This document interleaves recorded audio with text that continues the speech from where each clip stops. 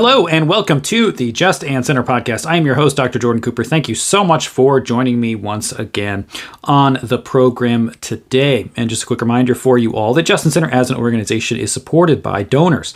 So we would ask that you would consider becoming a regular contributor. You can give any amount that you desire per month, or you can give a one-time gift. Go to justancenter.org, go to our donate page there. We are a 501c3 nonprofit organization. And so if you do want to help us out, make sure you check that out there. All right. Well, we are continuing our Makers of the Modern World series. There are a lot of figures that I want to talk about. There are a lot of figures that we can talk about.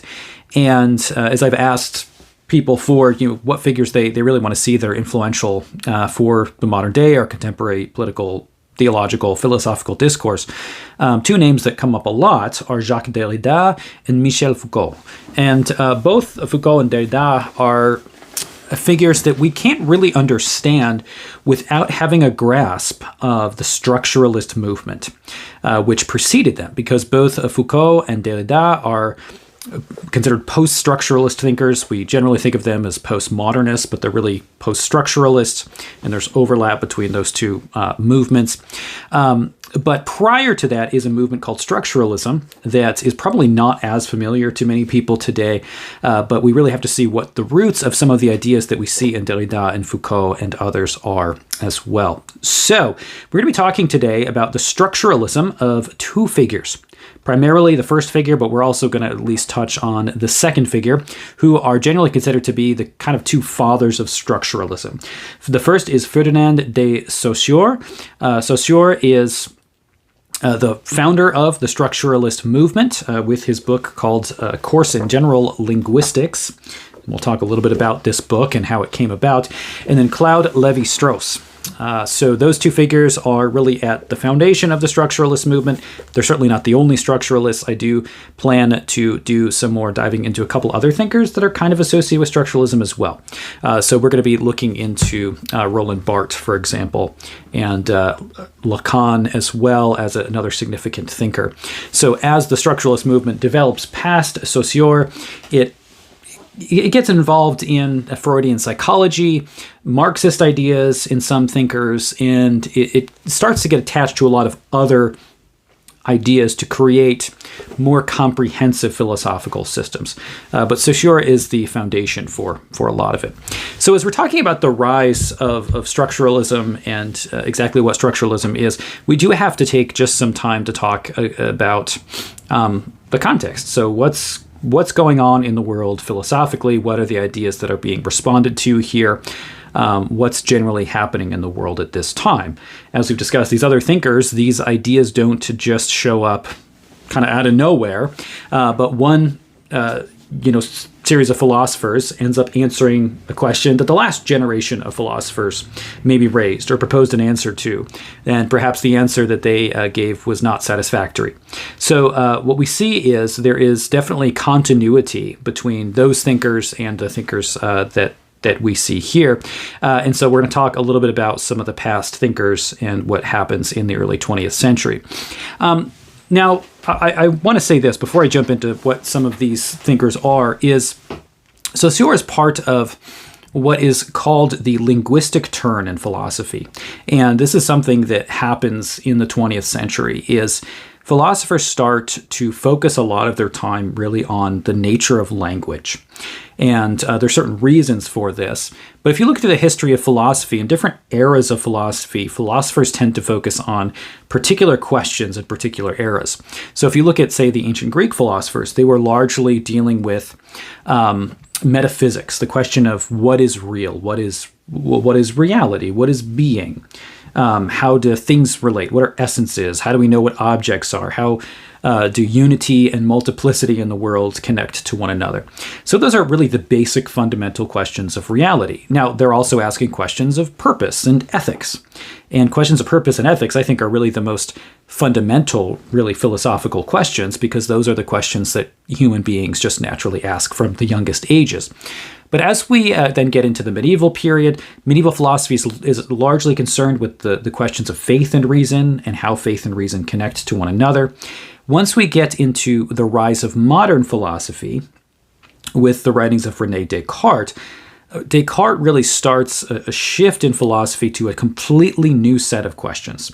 Whereas prior to Descartes, philosophers, most of them, and there were skeptics in the ancient world too, but most philosophers recognized that, yeah, I can generally know what exists. I look outside and I see the things around me, and what I'm seeing is real. And yeah, when I see a tree, I know what a tree is. And generally, like, what I conceive in my mind actually exists in reality, and I don't have to live my life with some kind of absolute skepticism of whether anything is real, or I'm being manipulated by some evil genie, or whether I actually exist. And those are kind of the questions that become associated with philosophy, and largely the reason why a lot of people hate philosophy or have a very negative attitude toward philosophy, because they think of it as kind of a bunch of these silly questions that that practically have no value. I'd say that that's not true in philosophy at all. But it does kind of tend to be the case in a lot of more modern philosophy. So Descartes starts questions of how do we know that anything is real at all? He comes up with his famous phrase, cogito ergo sum, I think therefore I am. So from there, the questions of philosophy go from questions of being, faith, and reason, now to questions of, well, how do I know anything? And we took a look at Immanuel Kant, who provides what is really the most influential answer to that question in the modern world. And then we have questions of ethics coming out of that as well. But then out of that, going into the 20th century, we have now moved on to a philosophy of language. Philosophers are no longer asking just about how we know, or what is being, or what is real. Now they're asking, what is language? How does language relate to the world? How does language relate to my experience and how I understand the world? Okay, so why does this linguistic turn happen? Again, it doesn't come out of nowhere. It's not just because people find language interesting, though certainly that's part of it, and language is interesting. But there are a number of questions that are raised by Immanuel Kant that language starts to provide the answer to.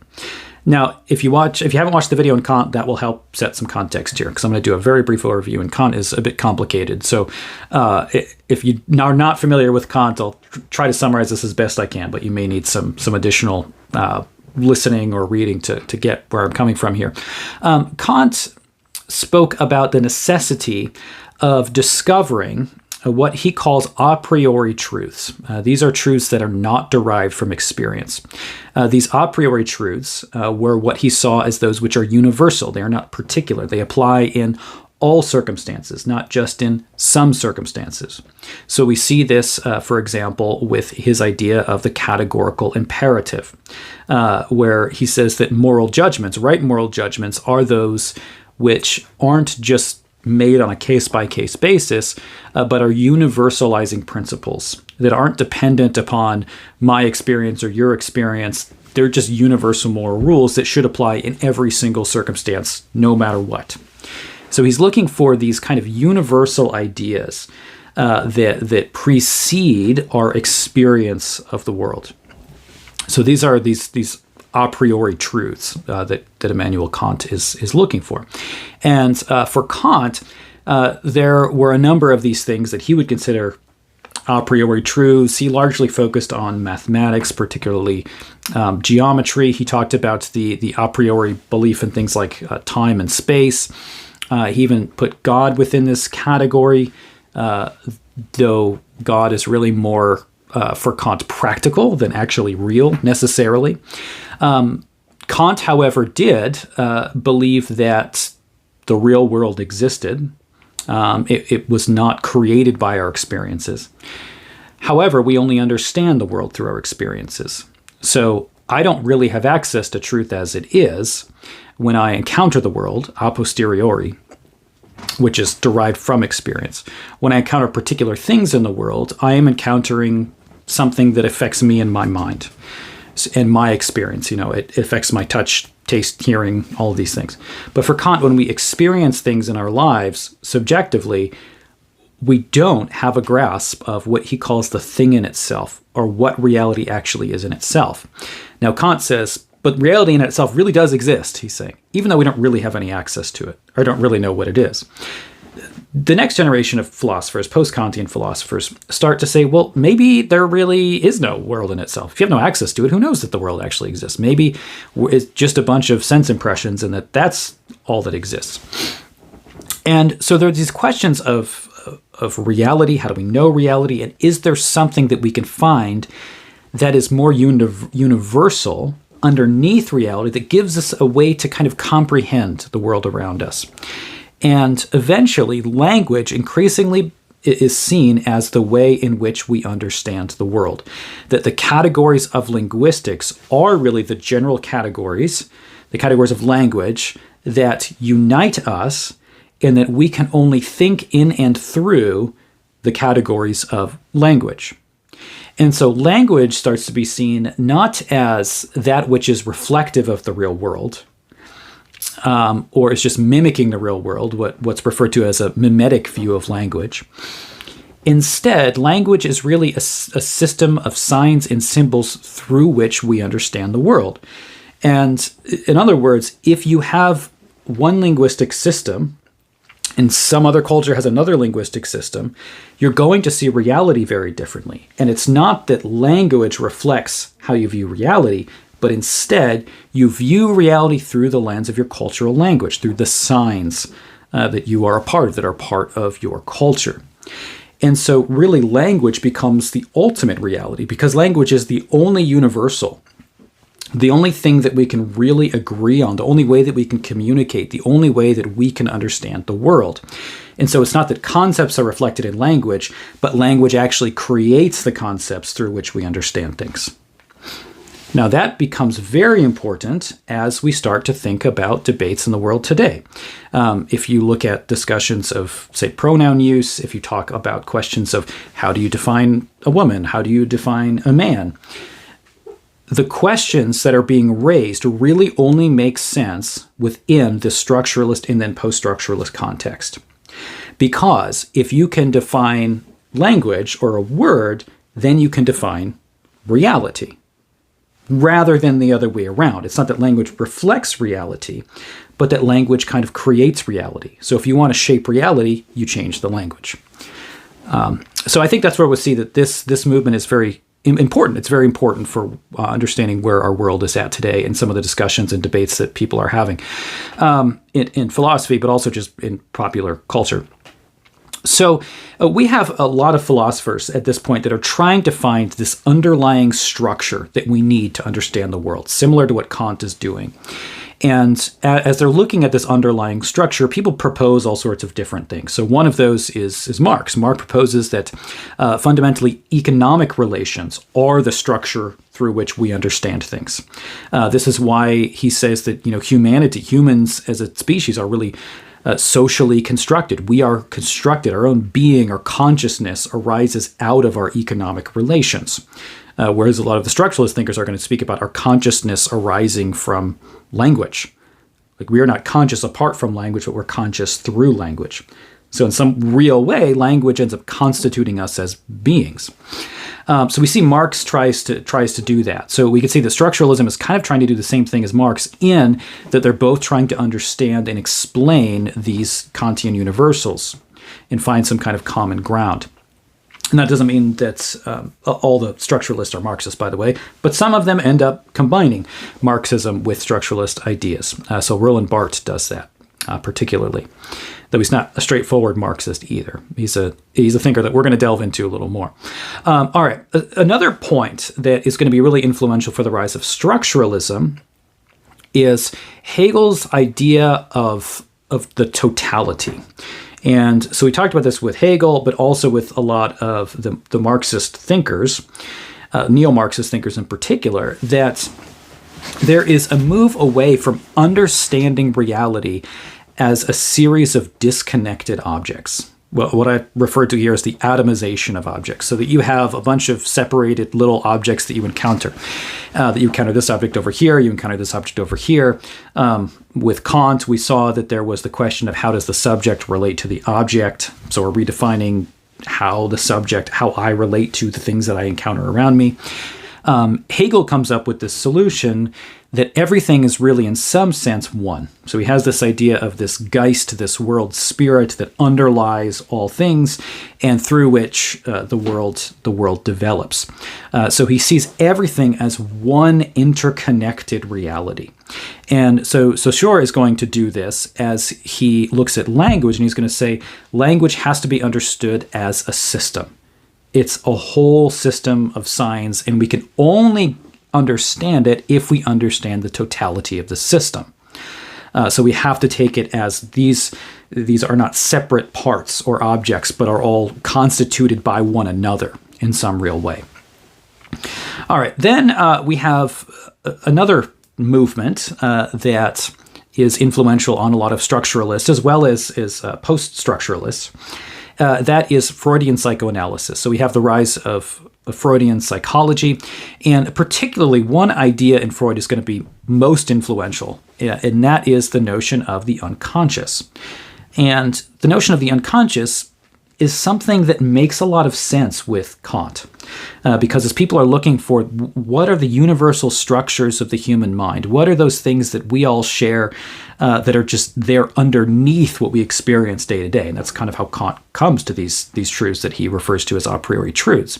So for Freud, there is the unconscious mind, right? And then when we get to Jung, we have the collective unconscious, and the collective unconscious is similar in that it's an attempt to say there are these universal ideas that are passed on via culture that kind of precede our experience. There's something universal that we are encountering as human intellects and minds that we use to interpret the world, even if we're unconscious of those realities.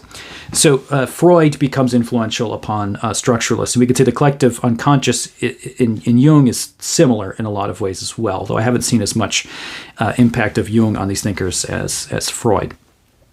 Okay, then a final thing to note before we jump into the specifics of the structuralist thinkers is that we see two rival movements going on in philosophy in the 20th century. And these two rival movements are still going to exist very much in how we view ourselves today. And these two turns, and I'm not talking about analytic versus continental philosophy, but which maybe you're thinking, but that's not what I'm talking about here. But two ways of viewing the human person. One is the existentialist view, and the existentialist view is this kind of inner turn. It is a quest for identity, and it's a quest that says, I can find my identity within. And so it's a focus on individuality, the individual self. I create my own destiny. As Jean-Paul Sartre says, existence precedes essence, so that we kind of create our essence. We create who we are by our free decision. You see this idea in Heidegger and other existentialist thinkers. So you have on the one hand this very inward turn to the self. The most individualistic is Sartre, more than Heidegger is. But this identity is within, and my personal will and freedom to make me whoever I want to be. Truth is found within. And then on the other hand, you have movements, and structuralism is kind of the opposite answer to that, which says, well, actually, there is no real individual self at all, because all there is social systems.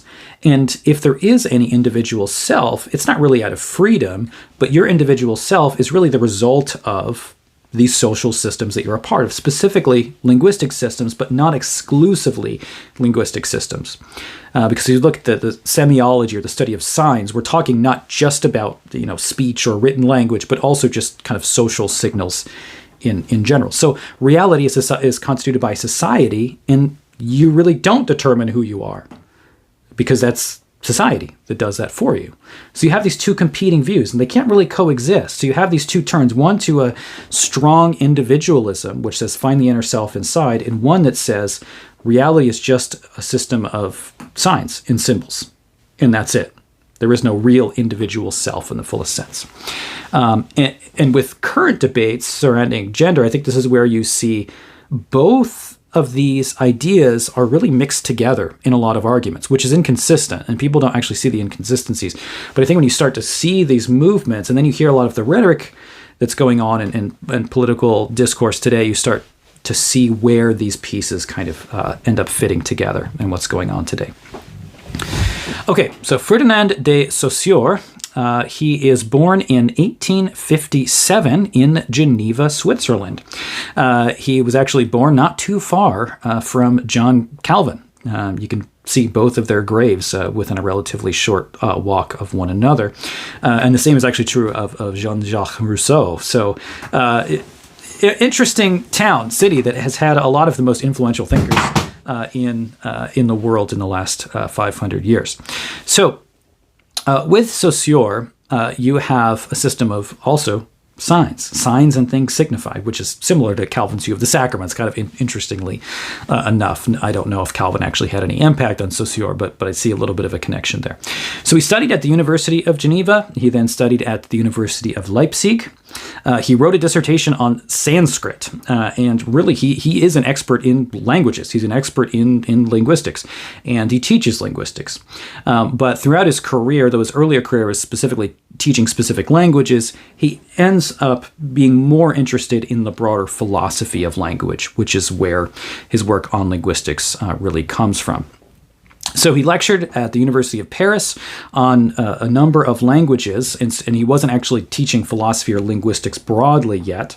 Then he ends up back in Geneva, and it's in 1892 that he ends up there, and it's when he is in Geneva that he begins teaching his course on general linguistics, and it's in that course on general linguistics that he begins to expound upon what is now known as structuralism. He dies in 1913, and at that point, he hadn't really published anything. There were occasional papers. You can find some things that he's written on, like Sanskrit, but there are no articles on his general linguistic philosophy at all.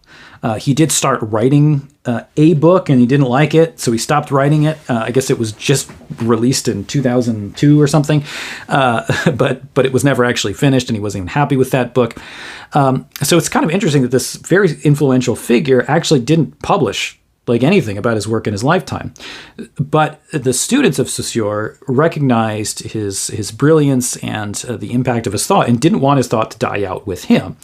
So his students decided that they were going to make the book that he should have made. So this is why it's called Course in General Linguistics, because it was actually a course in general linguistics. And as some of his students started looking to find if he had written things that they hadn't found, they didn't find very much.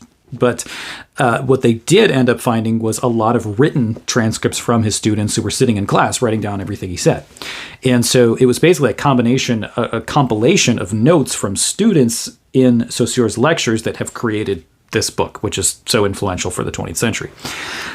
So the book is published in 1916. So it's 3 years after his death. So basically immediately after his death, his students want to honor his legacy by making sure that his ideas don't die out with him, and this ends up being published just 3 years after that. All right, so Course in General Linguistics, published in 1916, and this is really the only text that people study of Saussure. Like I said, there are little pieces of things elsewhere, and there's an unfinished book, but this is the influential text that everybody's reading.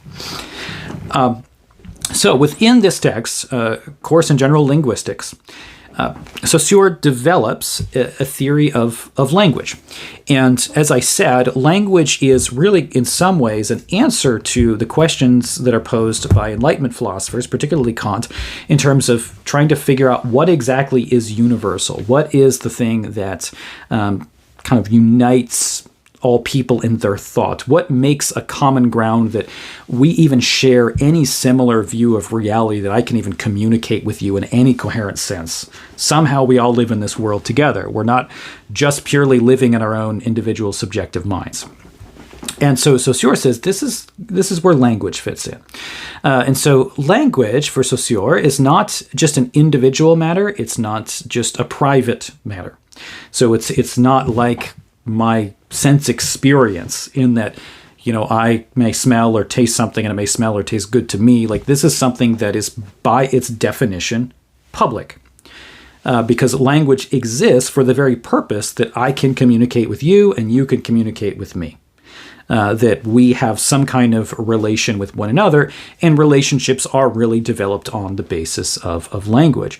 So language is something not that's private. I don't get to determine what my own language is. I mean, I could, but nobody would understand me, and I would sound like a crazy person if I was just spouting off, nonsense words all the time that I didn't tell anybody else. And it would cease to really function as language. It would just be me acting like an insane person with weird utterances coming out of my mouth. But this language being public means that it's a structure of society. And it's really a structure of reality itself. And Saussure is not just going to say it's a structure of society. He's going to say it's really foundational for the very existence of society. What is society without language? There needs to be communication for a society to exist by definition. So it's only through this universality that language means anything at all. There's no such thing as private language. It cannot function. It cannot exist. So language only makes any coherent sense whatsoever if it is a social function. It's something that is universal. Okay, now we have to distinguish, as we're talking about linguistics, and this is in Saussure, but it's also in a lot of other linguists, two different ways of studying language. It's important for us to look at this and say, what is Saussure talking about when we're looking at language? So we have the diachronic study of language and the synchronic. Now, the diachronic you have in this little chart that I have up here. I know some of you are listening to the podcast and not watching, so you don't see the little chart. But there's an arrow that goes down, which says diachronic. There's an arrow that goes horizontally, which says synchronic. And the synchronic one says today on it. And then there are a series of dates going down on the diachronic axis. So diachronic essentially is a historical study of language. And this is something that since the rise of Darwin's theory of evolution had really taken the kind of the forefront of studies of language is, well, how did it develop? So a kind of evolutionary linguistics becomes the most prominent way that people are now talking about linguistics and the development of linguistics as a field. So how did words change? How did words develop? Why did words start in the first place? So that's one question that linguists ask. But Saussure isn't really concerned with those particular questions. He's not saying they're not important, but that's not what his system is really dealing with. Instead, he's dealing with the synchronic axis in terms of language. He's dealing with language as you look at the development of systems throughout history. A synchronic study of language says basically stop the system of language in that period of time. Don't consider what's going to happen after, what led to it, but stop it at that period of time and say, in that period of time, how did that language system work? How are these words being used? How were they being used with one another? So we're talking about something that is more objective and universal in terms of studying language and how things work. We're not talking about how it develops in history.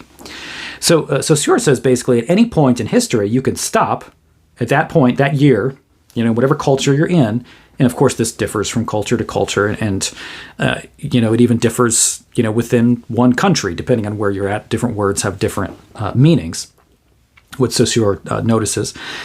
And it's just kind of obvious. But you could take any one place where there is a common society, common linguistic community, and say, okay, what are the social functions of all of these words, and how do these words all relate to one another, and what is the function of those words, and how do they relate to a broader understanding of society or reality as a whole?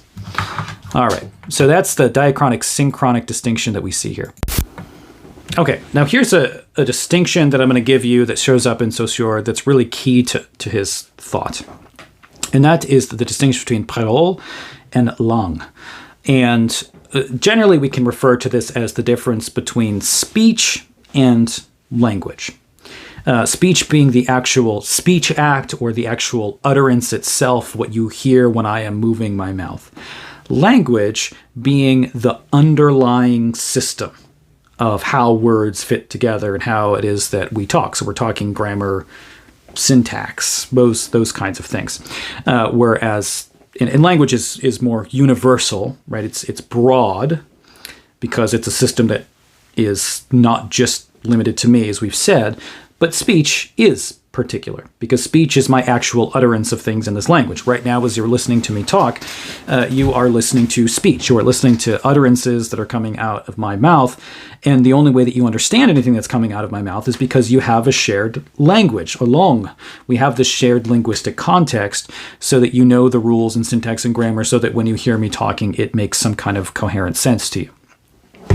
So there's an analogy that's used here that Saussure uses between language and speech and how it relates to a game of chess. And I think this works well. My older son is currently learning chess. He's doing pretty well at it at this point. And then, so when I first started teaching my older son chess, because he wanted to learn, I'm not a great chess player, but I like chess, and I know the rules at least. So I tried to teach both of my kids chess, right? And my younger son is just a little too young to kind of want to play by the rules.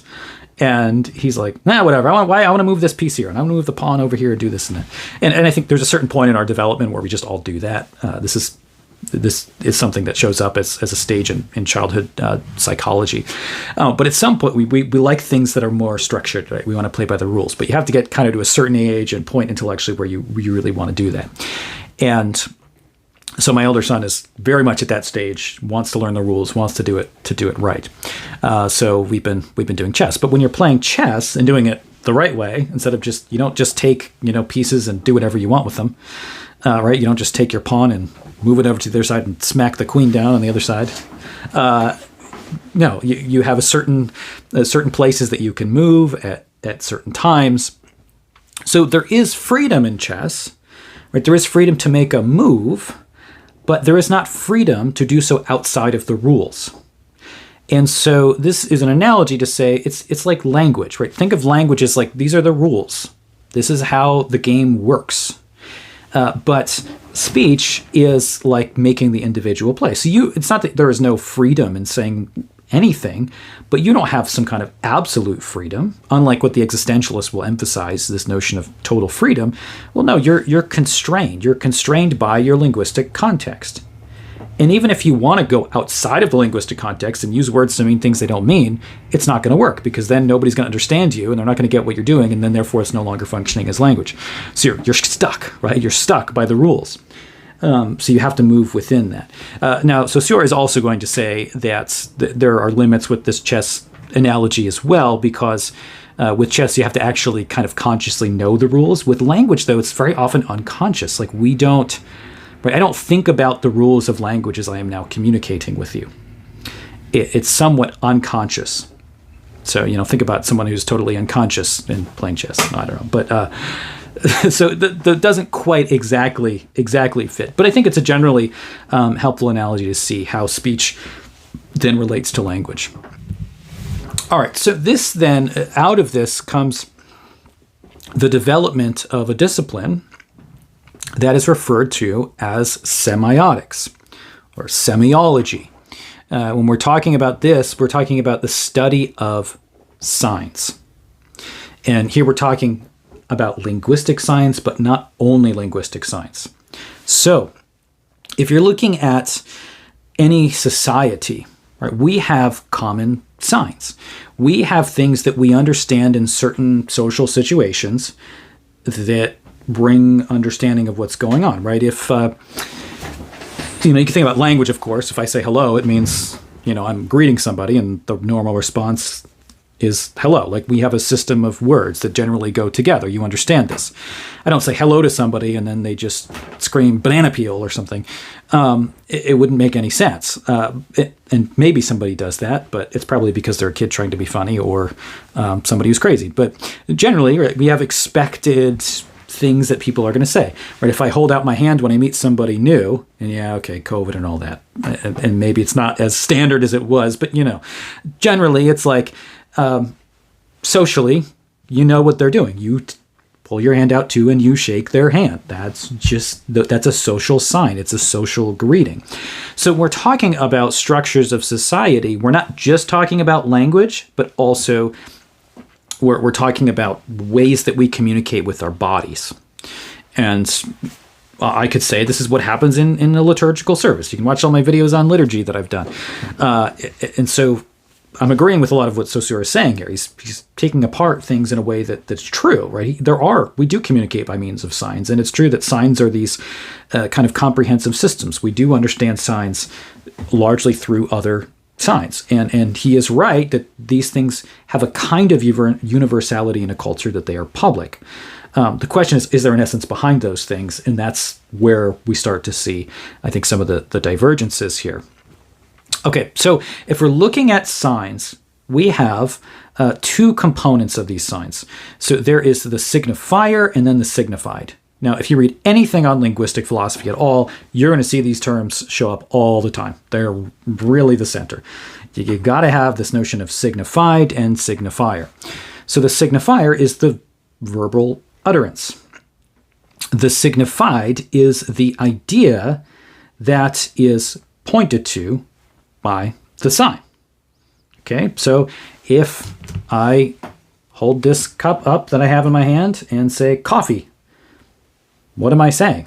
Well, I'm identifying the drink. Actually, it's empty, but the drink that was just in it before I started recording this. This was like my fourth cup of coffee today. So I'm identifying the thing with the verbal utterance coffee, and it's identifying an idea of a certain kind of drink. And so if I say that, you understand what I mean. You have a conception in your mind of probably the smell, the taste. Maybe it brings delight. Maybe you hate coffee and you're disgusted by it. I don't know. But you connect my verbal utterance with some kind of idea that's beyond it.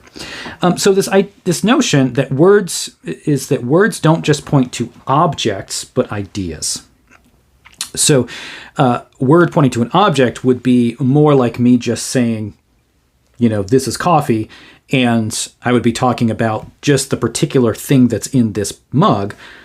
But of course, you don't know what my coffee tastes like, right? You don't know what my coffee looks like. You don't know if I put cream and sugar. I'd never do that. I would never. But you do know what the idea of coffee is. So you have a shared idea of that when you have had coffee yourself, or you've smelled coffee yourself. So that you think, oh, okay, I know what you mean. And what you're connecting the word with then is not just the object directly, but the idea of what coffee is. Now, that's something that is as old as Plato. And no, I think it's a good thing. I think it's right. And Plato had this notion that ideas are things that are actually real, what he referred to as the form. So that when we use words, when I say use a word like justice, what I'm identifying is a reality. There is such an actual objective thing as justice. And when I say justice, I am actually reflecting something that is real in my speech. And the idea of words not being pointed to objects, but ideas, this is something that shows up in John Locke, which is popularized during the Enlightenment. So it's not like this insight is unique with Saussure. But then what Saussure does with this is going to be unique. So he's going to say, and this is a key point, and some people have identified this as the key point of Saussure's linguistic philosophy, is that signifiers are arbitrary. And to some extent, this makes sense. I mean, because think about it. Why is it that, in this language, in English, which I am speaking right now, if I talk about, say, the animal that I call a dog, I use the verbal utterance dog. If I were speaking Spanish, I would say perro for dog. Those two words don't sound anything alike. They don't look anything alike. But they're both identifying the same idea, which is the idea of what a dog is. So, why is it that those two words that are so different can be applied to the same thing? On the other hand, we can look at words that sound or look almost the same, and they also refer to things that are totally different, right? If I say meat or meat, M-E-E-T or M-E-A-T, the words certainly seem connected in that they sound exactly the same. The spelling is slightly different, but my meeting you has nothing to do with eating meat. I don't think that etymologically there's a connection between those two words, that my meeting you is because I'm a piece of meat and you're a piece of meat and we have now encountered each other. I don't think that's how this works. So the point is he's noticing this in language, especially as he's studied all sorts of languages, and as he's an expert in languages, he's like, there's no connection between these words. Like, why do you call a tree instead of a blabadoo? I mean, why not? You might as well. But as a society, we've agreed that we call it that. So he's going to say the signifiers are really just arbitrary. We just use whatever words we want to refer to whatever objects we want to. Okay, and he's going to say, well, okay, there's some non-arbitrariness in that when we have like combined words, right? If you have a combined word that's like two ideas, you're combining two signs in a way that makes sense, but still behind that, those signs are still arbitrary. So if I say apple tree, right, I have the word apple and I have the word tree, and I'm combining them together, which seems not to be arbitrary that I call it an apple tree, but still, the utterance apple and the utterance tree have zero connection to the things that they're referencing or the ideas that they're referencing. Okay, and here is where I think we've got the key of Saussure, and we're going to see where others go, because the thing with Saussure is to see kind of the extremes of where his thought ends up leading. We really do have to look at the post-structuralists rather than the structuralists themselves. Because they start taking his thought in all sorts of different directions, I think in more radical directions. But this is something that's going to be really significant, especially as we look at someone like Jacques Derrida and his idea of différance, is that Saussure says signs are understood differentially in relation to one another. So this is what I talked about at the very beginning, that like with Hegel, we're talking about totality, not individualities. So we don't want to atomize objects, and we don't want to atomize ideas either, or verbal utterances. So how is it that I understand what a word means? How do I understand, say, the difference between meat and meat? Because if you speak English, you know the difference in those two things, and they're both very common words. Well, I think it's pretty obvious how you understand the difference. You understand the difference because you listen to the context of the sentence. If I say, I'm going to eat some meat, I'm probably not going to talk, I'm not talking about, encountering somebody on the street. I hope that's not what I'm talking about if I say that. But on the other hand, if I say, I'm going to meet my wife for lunch, contextually, you understand that it's not that I'm going to bring my wife, a giant slab of steak. Unless I guess she wants that for lunch. But that's not what I mean by the word meat in that context. So he's going to say we understand words only in relation to one another. So the only way I really understand things is not positively, but negatively. So I understand what a thing is in that it's not another thing, or that it's related in this way to another thing. So everything ends up being defined by relations. We saw this in Karl Marx, in the way that Marx spoke about society as humans. In his response to Feuerbach, he says that we are really social objects. We are not atomized individuals. We are defined by our place in community and society. And so reality becomes that which is connected to other things. So Saussure is doing something like this in terms of how we start to use language. But here, I think we need to start looking then at where it is that Saussure differs from the classical tradition that we find in Plato, and then is used throughout the classical traditions. Because there certainly are areas of overlap. We've seen that. He's speaking about these kind of universal ideas in some way that's similar to Plato. But they're not saying exactly the same thing. So Saussure has continuity and discontinuity from Plato. And the primary difference here is going to be that Saussure does not believe that there are these transcendent, isolated ideas. So Plato believes that, say, the concept of dog is an idea that is real. It's not just an idea that is created by society and then spread via language, or created by language, or just creating the category of dog linguistically. But instead, the category linguistically of dog is a reflection of an idea that's real outside of language. That starts to get reversed with Saussure, and even more explicitly in the post-structuralists. So that language really determines reality, rather than language being reflective of reality. And so for Plato's ideas, that's too atomistic for Saussure. that we have an isolated things such as justice or love or goodness or triangularity or a dog or a human being. For Saussure, we don't have these true, objective, transcendent ideas. We just have the language system.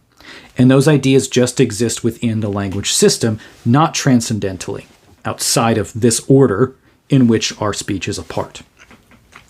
So signs are understood negatively by what they are not, rather than just what they are. So this, I've summarized as essentially words precede ideas. It's not that our ideas are expressed in words, but that the words that we hear and use create the ideas that we have in our heads. So words form ideas. This is essentially another form of nominalism. And a lot of the philosophy that we've seen develop in the modern world really goes back to this ancient debate. This debate that was kind of the most heated philosophical discussion of the late medieval period is a debate that really has not been resolved universally. And there is, in a lot of modern philosophy, an assumption of nominalism. And nominalism being the notion that these ideas aren't real, that we create the idea with our linguistic category. There do not exist these universal essences of things. And so he's coming very much from a nominalist framework and rejecting Plato in a similar way that the medieval nominalists did. He talks about how, Saussure that is, talks about how language systems differentiate cultures from one another. So as global expansion happens, people are, travel becomes easier. People are now encountering all sorts of cultures and recognizing how different cultures look at the world very differently, even linguistically. The most famous example of this is that there are cultures that don't have a word for the color blue, and how without having that linguistic category of blue, they actually start to think about colors in a very different way. So this finding and other findings like this start to make people think, why is it that the values of one culture can be so different from values of another culture? Why are their systems of thought so different? And essentially, it says that the language systems differ, and it's the language systems that really form the way that people think and act and approach reality. So what Saussure holds to is really a linguistic relativism over a realism. A realism being that the ideas in this world really do exist. The things of this world really do exist objectively as universal things. So I use the category of dog to refer to an actual idea that is real, not just as a speech utterance to categorize a bunch of individual particular things that happen to have some common characteristics that I notice and put them into a category. But the category is actually real. Okay, so it's a kind of relativism that, your view of reality essentially changes. If language changes, culture changes. And if culture changes, the beliefs of the culture change. Again, which is why I think battles about words are really significant. I don't think we can minimize the significance of changing certain fundamental words. Because as soon as you start changing the definition of words, in Saussure's perspective, you're going to have different ideas about reality. And to some degree, I think he's correct in that language does profoundly shape how we view the world. I mean, I don't think there's a doubt about. I don't think anybody today would doubt that, because the example of the color blue, for example, I think that cultural anthropologists have recognized this pretty clearly at this point. Of course, that doesn't mean that language isn't also actually pointing to things that are real.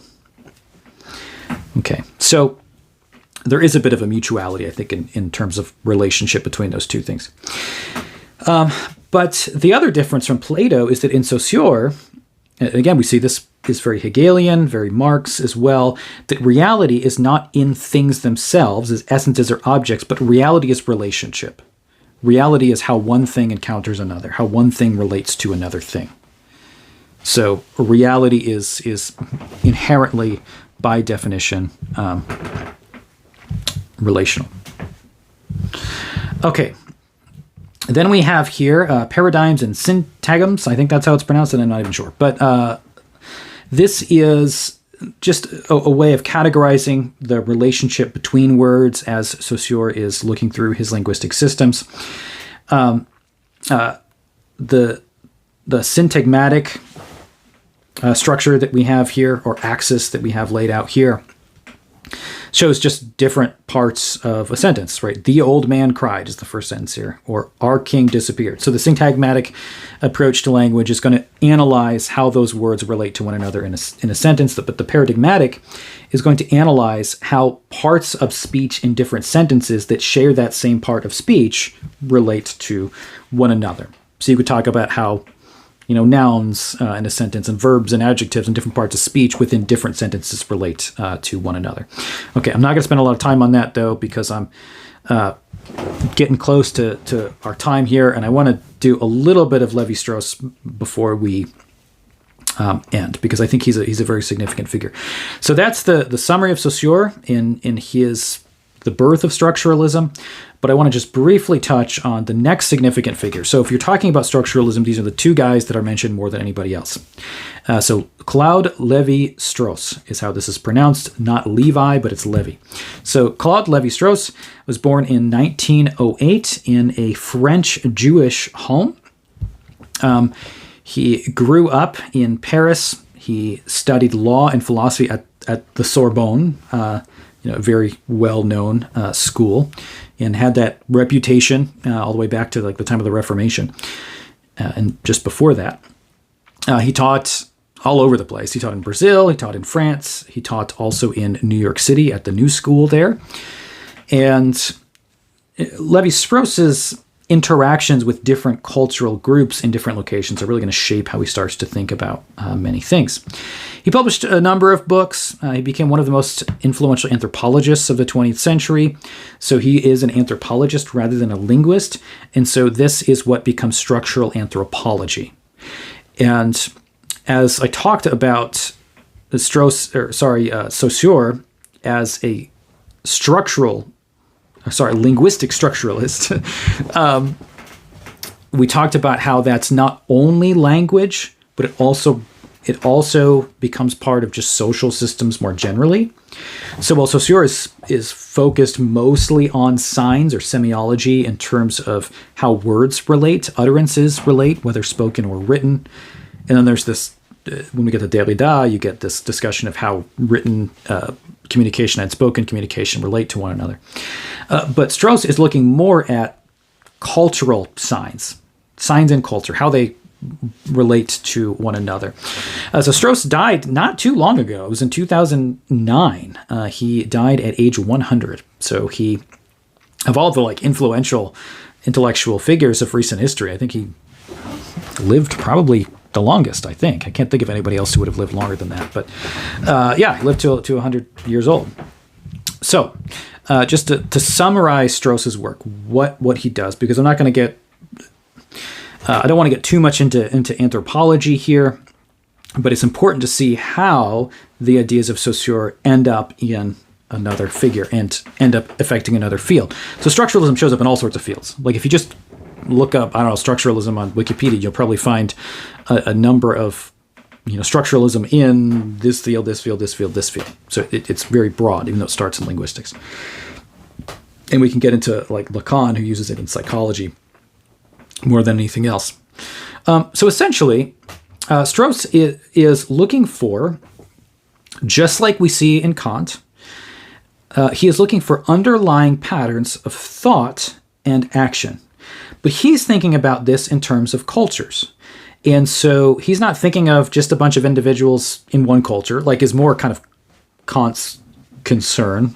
And not that he's not concerned with other cultures, because he does have a political philosophy that's quite global, actually.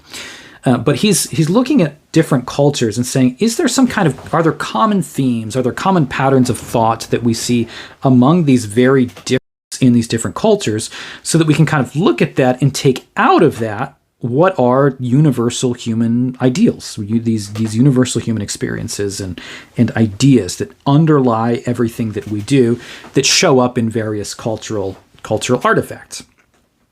So if you look at rituals, every culture has rituals. Every culture has rituals, and many of those rituals overlap. Marriage exists all over the place, all across cultures. And marriage can look quite different. Weddings can certainly look quite different. It can be different in terms of how many women a man can marry in certain countries. But the fundamental institution is one that shows up in cultures that are rather disconnected from one another. You have rituals of worship and invocation everywhere. Now, as a Christian, I'm certainly going to say that that's part of the Imago Dei. As Calvin would say, the sensus divinitatis, that there is this kind of sense of the divine that's built within us. And so when we're looking at these underlying universals or structures from a Christian perspective, I would say that, yeah, those are divinely created within us. So it's when you look at something like Jung's collective unconscious, for example, when he's looking at mythologies, from different cultures or ideas that are shared and ideas underneath them, they're real. You can really find those. You absolutely can find those. But I would say that those are also divine image, right? Those are divinely given to us as a reflection of ideas that God has created us with. So Strauss is trying to look for cultural universals. And he says basically that they exist beneath the surface. So what you have is these just observable facts, right? When an anthropologist goes to some remote place and meets a people group that many other people outside of there haven't interacted with, they're very unfamiliar with their rituals. You see the ritual, and we tend to view some cultures as primitive and some as advanced, and this is something that Strauss is really going to criticize, that there is a kind of demeaning of certain cultures. And this is especially the case when you get to the very utopian vision that you have in a lot of the 19th century in Europe, where it seems like humanity is getting better, specifically European humanity. And Western Europeans are going to just kind of continually improve the world, and they're looking down upon people who are not Western Europeans for being, primitives and not really having refinement, right, like Western Europeans do. And that's all well and good until the First World War breaks out, and then the Second World War breaks out, and you realize, well, we may be more civilized, but what does that mean when you're just using your civilization to build bombs and kill insane amounts of people, and the rise of dictatorships, not just in Nazi Germany, but also in the Soviet states. I mean, the areas that were considered to be civilized have also shown that they're capable of extreme moral horror. So because of that, some people are starting to rethink the what's called primitive societies. And Strauss is one of those individuals who is doing that. So he's saying that underneath it, we all actually have rituals that kind of reflect each other. Like we consider other things primitive and our rituals not primitive, but he sees in viewing some of these cultures that a lot of those rituals are quite sophisticated. And a lot of the things that we do that we think are sophisticated also seem kind of primitive in other ways. So there is a kind of universality that he's trying to see here within all people. And this, in some ways, is a very Christian idea, that there are these thoughts and ideas within the mind that exist within all cultures. So it's not that one people group is like so far along ahead of the others in the evolutionary chain or whatever, that these people have to like catch up and they're so far behind. There's actually meaning and purpose and value that you find in rituals throughout cultures all over the world. So this kind of universalizing is somewhat a Christian idea that you find here.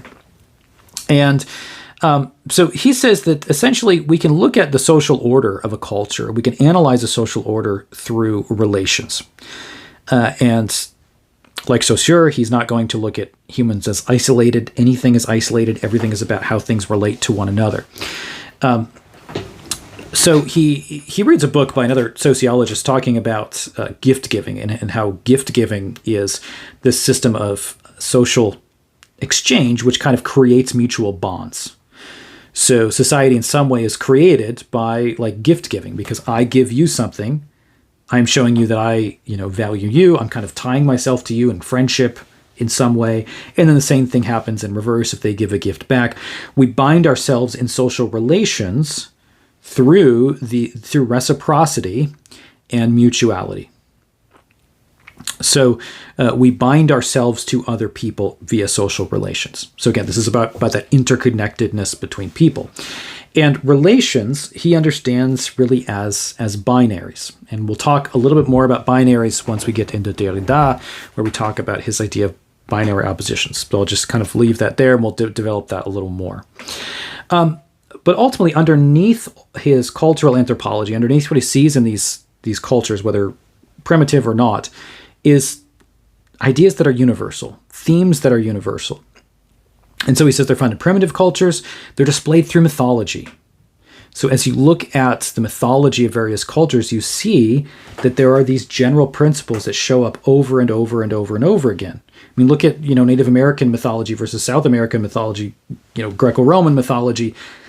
As different as those mythological stories are in many ways, there also are a ton of similarities between totally disconnected cultures. And so he's saying there's something universal about this storytelling, about the mythology that we find throughout the world.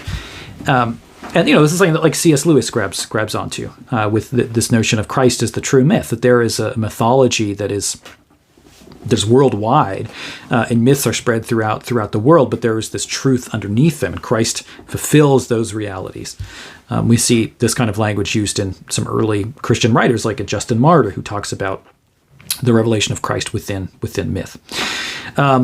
But also, Strauss believes that there is such a thing as a universal human logic.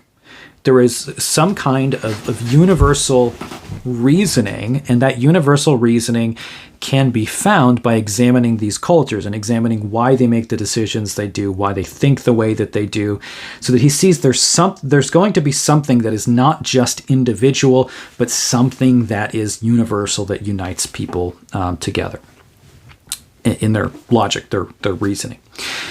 So this is pretty different from the kind of cultural relativism that you have with a lot of people today, that you see that, well, there is no logic that extends from one culture to another, because if one culture says logic is good and one culture says logic is bad, then who cares? It's all the same.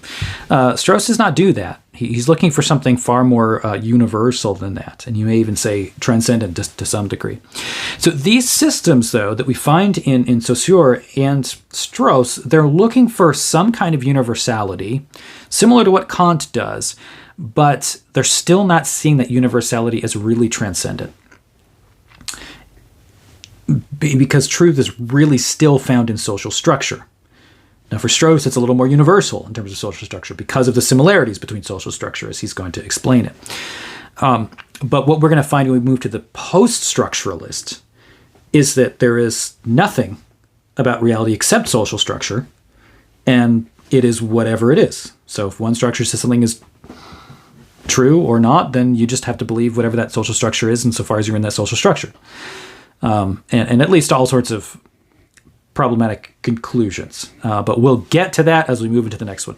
So, all right, I hope you enjoyed this. I hope you enjoyed this series. Some of these I know can be in the weeds a little bit about some of this stuff, but these ideological movements, again, are really key if you want to understand where we are in the modern world today.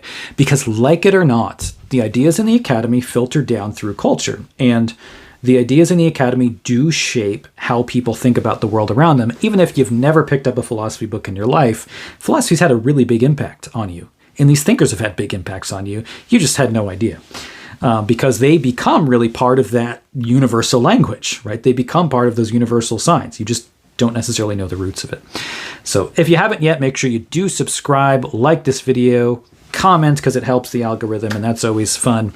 And we'll see you in the next one. God bless.